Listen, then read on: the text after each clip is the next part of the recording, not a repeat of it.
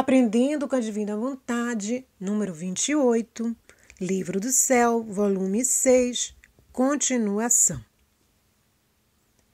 Antes nós vamos fazer uma pequena oração. Vem, Divina Vontade, e traz contigo, nas tuas asas, o amor de Deus. Traz contigo a persistência, a consistência nas minhas ações e palavras, porque elas estão mergulhadas profundamente na força do teu Espírito. O teu Espírito é amor. E eu quero me transformar todos os dias em amor, Jesus. Por isso, concede à minha alma, ao meu espírito, aos meus atos cotidianos, a persistência, a fidelidade a Ti, a coerência, a obediência. Quem ama, busca agradar o amado. E é isso que eu quero neste dia, Jesus. Neste momento de encontro com a Tua palavra. Esses escritos que nos enche de fé, nos enche de esperança e nos enche de caridade para com toda a família humana.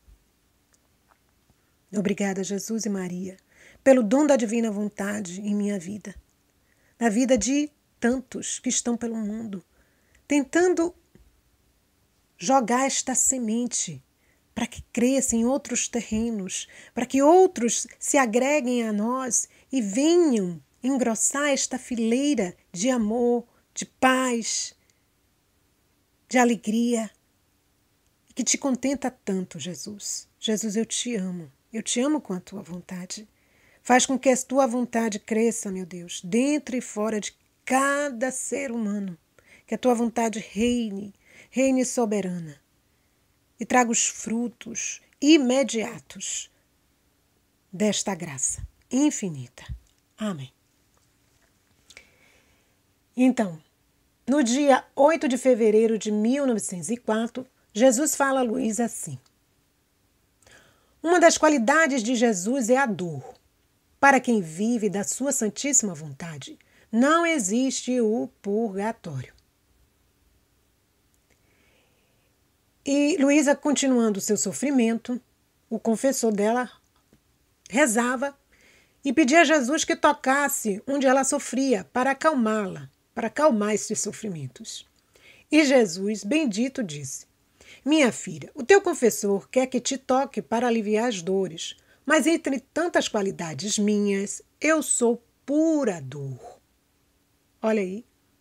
Jesus foi conhecido como o homem das dores. Ele carregou sobre si todas as nossas dores, os nossos sofrimentos, os nossos pecados. Jesus já não tinha mais a feição de um ser humano.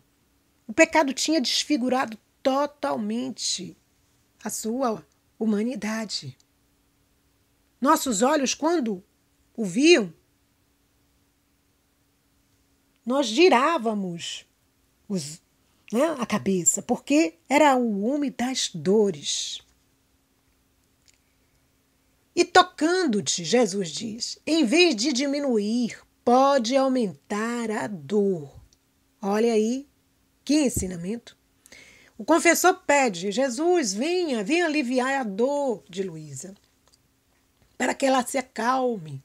E Jesus disse, eu sendo o homem das dores, pura dor, uma das minhas qualidades é a dor. Ao tocá-la, eu posso aumentar a dor, ao invés de diminuir. Porque, aí ele explica, a minha humanidade, na coisa em que mais se deleitou, foi na dor. A humanidade de Jesus se deleitava na dor e se deleita ainda em comunicá-la a quem ama. E aí a gente diz, então, Jesus era masoquista? Gostava de sofrer? Não, porque ele sabe o poder que a dor traz. A dor em Cristo. Não é dor, não é sofrimento por sofrer. Não é isso. Sofrimento atrelado, unido na vontade de Deus, é algo que transforma, que redime. Então ele diz, eu transmito. Então uma das coisas que mais me agradava era o quê? Era me deleitar na dor, porque na dor ele transformava tudo, e comunicar esta dor a quem ele ama. E parecia que na realidade me tocava, me fazia sentir mais dor. Então eu agreguei, doce bem meu. Quanto a mim, não quero outra coisa que a sua santíssima vontade. Eu não olho nem se sofro ou não sofro. Senão, eu quero que o teu querer seja tudo para mim. É isso que ela queria. Se estava sofrendo, se não estava sofrendo, para a Luísa não importava. Importava é que ela estivesse fazendo a vontade de Deus. E Jesus acrescenta, e é isto, é o que eu quero. E é meu olhar sobre ti. E isto me basta e me agrada. E é o culto maior, mais honrado que a criatura me pode fazer. E que me deve como a seu Criador. E a alma, fazendo assim, pode-se dizer que sua mente vive e pensa em minha mente. Ou seja, se submetendo à vontade de Deus. Faz a tua vontade, Luísa fez assim.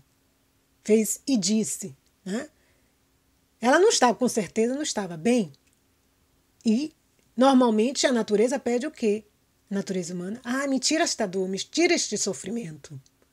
E ela disse, seja feita a tua vontade. Se a tua vontade for de tirar, ótimo. Se não for de tirar, ótimo também. E Jesus disse, quando você age assim, você está me honrando mais e mais.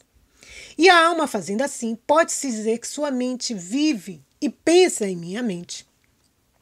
Seus olhos encontram-se nos meus, olham por meio dos meus, sua boca fala por meio de minha boca, seu coração ama por meio do meu, suas mãos operam em minhas mesmas mãos, os pés andam em meus pés, e eu posso dizer, tu és meu olho, minha boca, meu coração, minhas mãos e meus pés.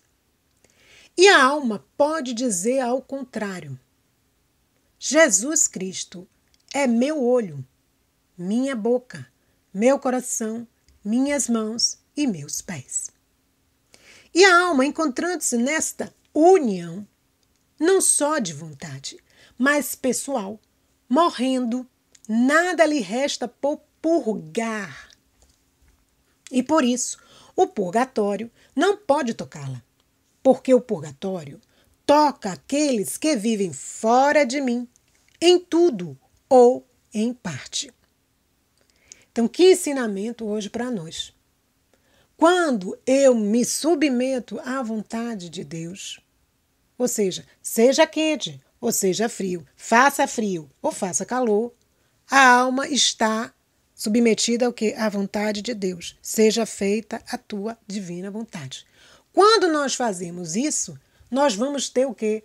A nossa boca Jesus fala por nós, por meio da nossa boca. Nosso coração ama por meio do dele. As suas mãos operam em minhas mesmas mãos. Os pés andam em meus pés. Ou seja, é uma unidade, alma e Deus, Deus e alma, muito grande. Não só de vontade, mas em tudo, pessoalmente. Então ele diz, quando esta alma morre, por estar tão unida assim à minha vontade, ao meu querer, esta alma não vai para o purgatório. Por quê? Porque o purgatório só toca aqueles que estão fora de Deus, não o conhecem, ou pensam em conhecê-lo, mas não vivem na sua vontade, ou em parte fazem a vontade de Deus, ora faz a vontade dele, ora faz a sua vontade, ora está na vontade de Deus, ora não está mais, enfim, este vai e vem. Ora tenta conhecer esta vontade para realizá-la, e quando se está unido totalmente, o purgatório não pode tocar esta alma. 12 de fevereiro de 1904. Lamentações da alma, Jesus tranquiliza. Então, continuando em meu habitual estado, sofrendo mais, veio o bendito Jesus e de todas as partes de sua humanidade saíam tantos raios de luz que se comunicavam a todas as partes de meu corpo. E destes rios que eu recebia, saíam de mim outros tantos rios que se comunicavam à humanidade de nosso Senhor. Então, eram rios de luz, um se comunicando com o outro, alma e Deus, Deus e alma. Enquanto estavam nisto, encontrei-me rodeada por uma multidão de santos, que olhavam para mim e diziam entre eles: se o Senhor não concordar com um milagre, não poderá viver mais, porque lhe faltam os humores vitais. O curso do sangue já não é natural. Por isso, segundo as leis naturais, deve morrer. E rogavam a Jesus bendito que fizessem este milagre, que eu continuasse a viver. E Nosso Senhor lhes disse: pela comunicação dos rios, como vem, significa que tudo o que ela faz, até as coisas naturais, estão identificadas com a minha humanidade. E quando eu faço chegar a alma a este ponto, de tudo que opera a alma e o corpo, nada se perde. Tudo permanece em mim. Enquanto que, se a alma não chegou a identificar-se em tudo com a minha humanidade, muitas obras que faz se perdem. E tendo-a feito chegar a este ponto, por que não posso eu levá-la? Olha aqui.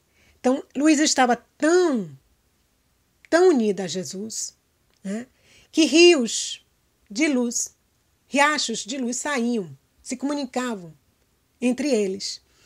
E Jesus diz assim: quando a alma chega a este ponto de unidade, até as coisas naturais que ela faz, comer, andar, pensar, sentir, sofrer, enfim, tudo está identificado com a minha humanidade.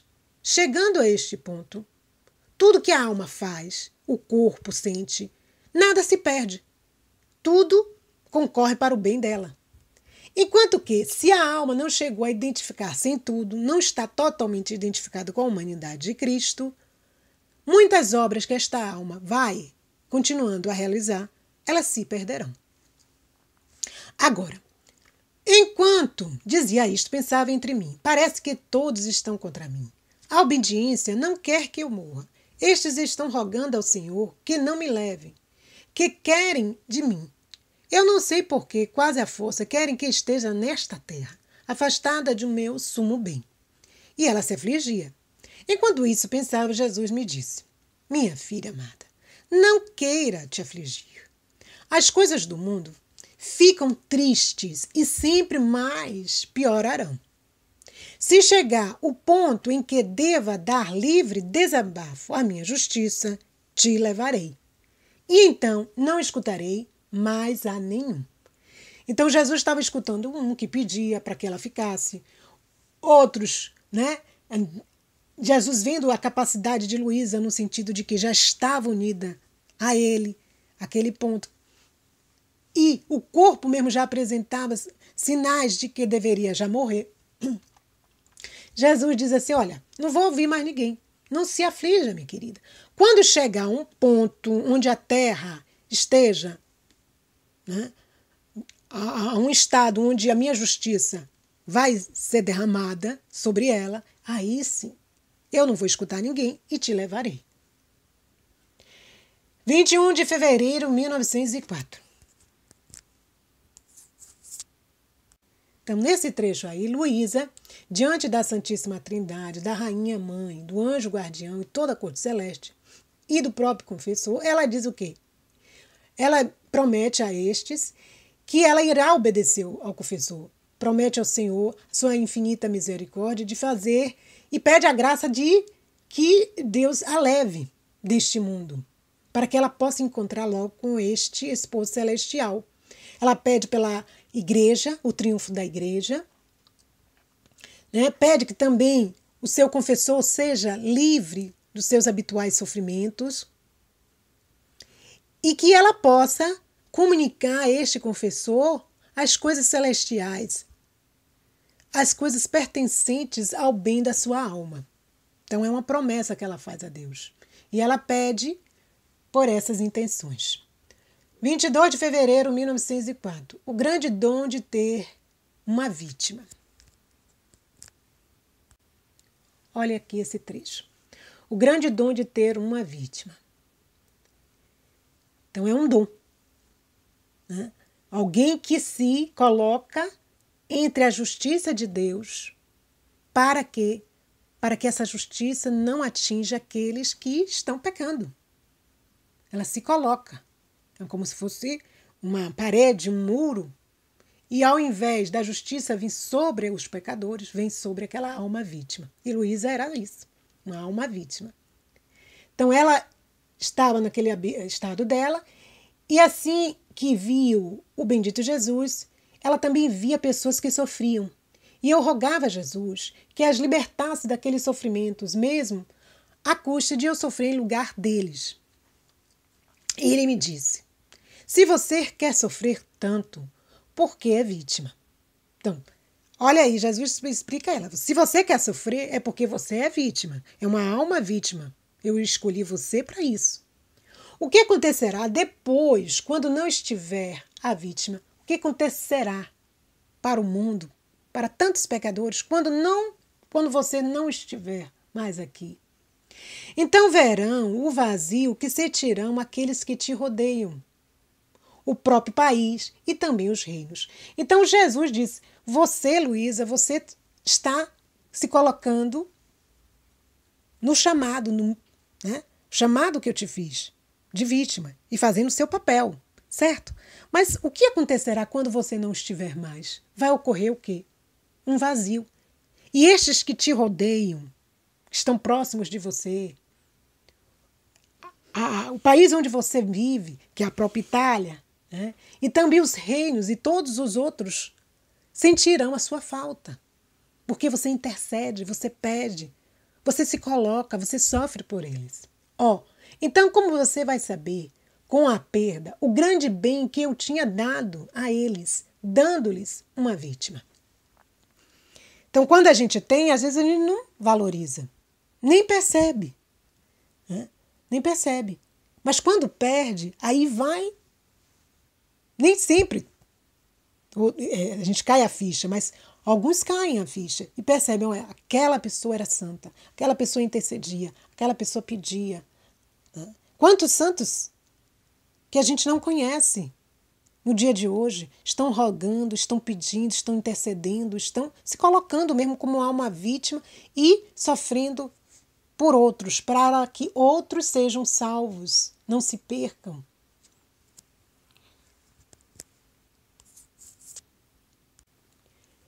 Neste volume, neste trecho, 12 de fevereiro de 1904, falam com alguns sacerdotes sobre a igreja de São Cataldo.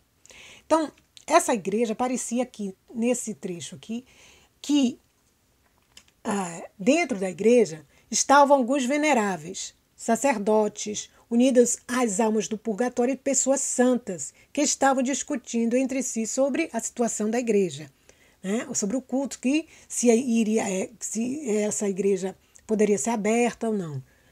Aí que diziam quase com certeza que se havia conseguido abri-la ao culto. Então era alguma coisa assim que estava impedindo, né, a nível humano, de que essa igreja tivesse seu culto normal. E eles acrescentaram: apesar de todas essas dificuldades, porém não está perdida a causa, né?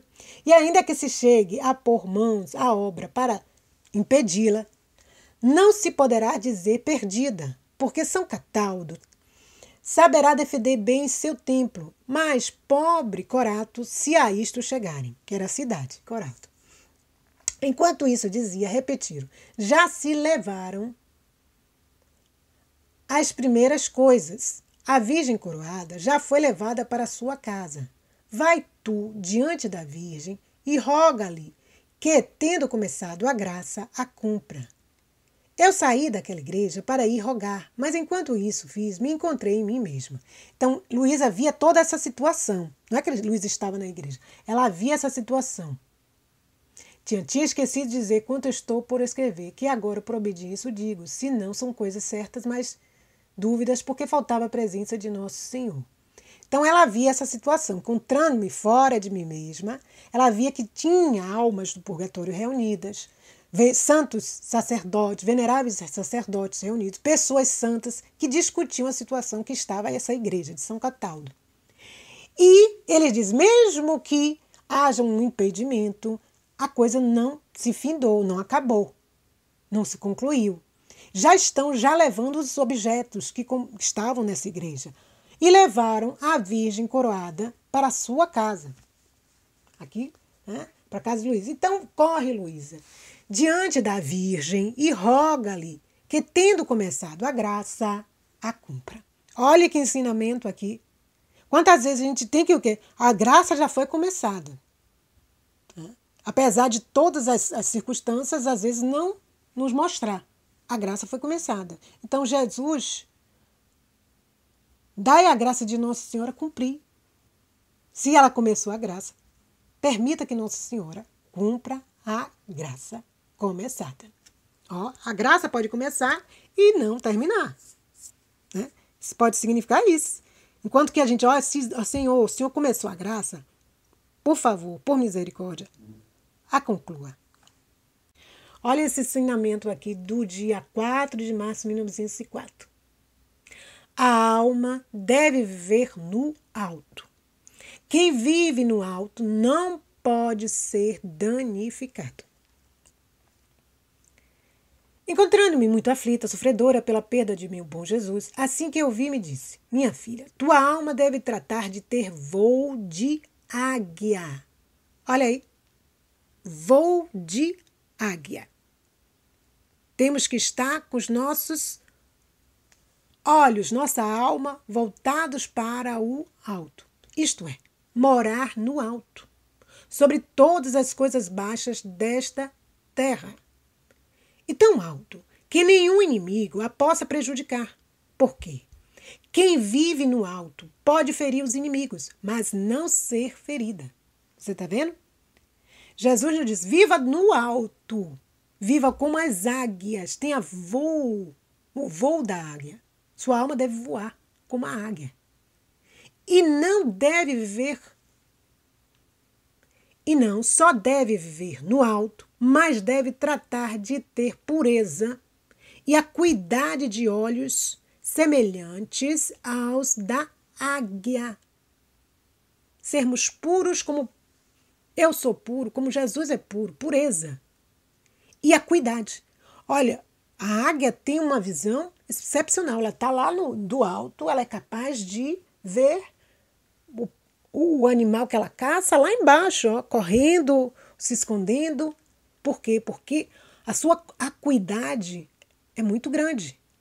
Então, nós precisamos ter estes olhos. Mais do que olhos de águia. Temos o olhar de Deus, os olhos de Deus fusionados nos nossos. Não é à toa que, dias atrás, o Senhor pediu o quê? O giro no olhar de Jesus e de Maria. Está entendendo? Quem vive na divina vontade, gente, vou testemunhar. Deus vai conduzindo os nossos passos, as nossas orações. Às vezes Ele coloca dentro do nosso coração o quê? Uma emoção, um sentimento, uma emoção. E a gente tem que perceber, ter essa pureza de intenção, pureza na ação, acuidade para perceber que aquilo ali é um toque divino. Olha as palavras como estão muito ligadas ao giro no olhar de Jesus e de Maria, essa oração que nós fizemos dias atrás. Eu ainda não tinha lido esses textos. Então você vê que há uma unidade, há uma sintonia, não está dissociado. Continuando, assim tendo esta vista e vivendo no alto, com a acuidade de sua vista, penetra as coisas divinas. Está vendo? Quando a nossa vista está tão voltada, começando a se voltar cada vez mais para Deus, nós começamos a perceber as coisas divinas. Não de passagem, senão, olha, não é de passagem, rapidamente, não. Mas a gente começa a degustar, senão mastigando-as, até fazer delas seu alimento predileto. As coisas divinas começam a entrar em nós, naturalmente, não são forçadas, naturalmente. E aí, naturalmente, também nós teremos ações, reações, movimentos, reflexos que estão de acordo com estas coisas divinas. desgostando-se de qualquer outra coisa.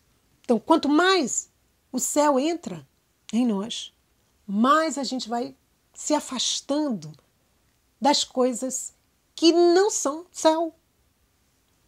Mas também penetra as necessidades do próximo. Então eu não vou ficar também de uma forma o quê? Só voltada para mim. Não. Eu penetra as necessidades do próximo. E não teme descer. Olha, não teme descer entre eles. Então, quantos de nós estamos temerosos? Ai, não vou rezar por essa situação. Ai, não vou pedir por aquilo. Ai, não vou pedir por isso. Não, Jesus disse, quando você está penetrado, tomado pelas coisas divinas, mastigando-as, fazendo delas seu alimento, ou seja, o alimento significa o quê? Todos os dias, eu preciso me alimentar todos os dias de coisas divinas. Este alimento se torna um alimento predileto. E aí, as outras coisas que não têm este sabor vão perdendo lugar na sua vida. E você vai ser penetrada também pelas necessidades do outro. Não adianta você dizer, eu sou um filho da divina vontade, mas só se preocupa consigo mesmo. E não teme descer entre eles. Não tem medo. E fazer-lhes o bem. O bem atrai o bem. O bem atrai o bem. E se for necessário, põe sua própria vida. Olha aí. É uma alma capaz de doar-se totalmente. E com a pureza da vista, de dois amores faz um. O amor de Deus, tal deve ser a alma, se quer me agradar. Então, de dois amores, ela faz um amor só. Ela tem essa unidade total com o amor de Deus, com esta pureza na visão. Que maravilha, como Deus é maravilhoso. Por isso que ele pede, façamos o giro, você que ainda não fez, o giro no olhar de Jesus e de Maria. O que é o giro? O giro é uma oração que brota do seu coração, onde você vai exprimir o quê? O amor de Deus, pedir que a divina vontade conduza a sua oração. É uma oração espontânea que nasce. Não é só uma oração que outro, ou A ou B fez, não. Eu posso tomar como exemplo, mas eu preciso me exercitar em fazer orações que nasçam, que brotem desta relação entre a alma e Deus, entre a alma e Jesus, entre a alma e a divina vontade. Então hoje aqui nós já finalizamos com esses pequenos trechos de grande profundidade e pedindo mesmo que Nossa Senhora, que ela que começou esta obra em nós, a obra de trabalhar nossa alma na divina vontade, que ela conclua, que Jesus venha também concluir. E assim possamos dar frutos, muitos frutos de santidade e contribuir para a santidade, não só a nossa santidade, mas a santidade de milhares de almas que estão neste mundo. E a liberação de muitas almas do purgatório. A paz de Jesus e o amor de Maria.